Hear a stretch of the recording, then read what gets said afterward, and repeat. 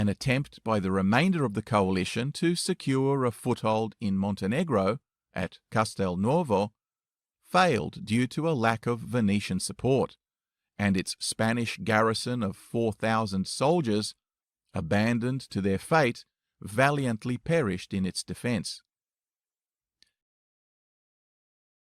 King Charles, outraged, spent the next year raising a new armada, trying to conquer Algiers for yet the third time, but once again, delayed departure and fierce storms scattered his enormous fleet, sinking 150 ships with a loss of 12,000 troops.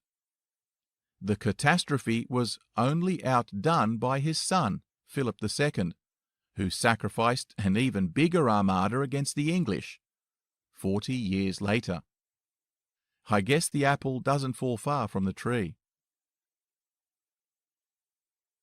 Charles, in his desperation, even resorted to contacting Barbarossa personally, trying to buy his allegiance.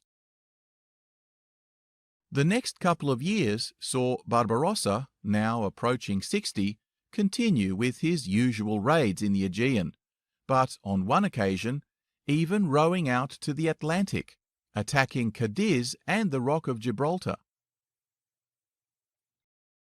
But then he finally received orders to make his way up the Italian coast and link up with the French in a joint campaign against the Spanish.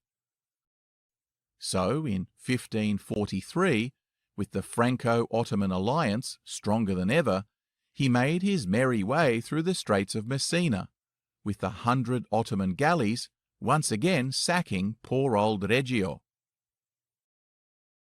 On inspecting the hundreds of captive women, he became smitten at the sight of the governor's daughter, marrying her on the spot, and calling off any further destruction in her honour. Gaeta, further up the coast, was not so lucky, nor were the usual number of other coastal villages under Spanish dominion, until they arrived on the French Riviera, where the fleet made its way to Toulon, being greeted with full French honours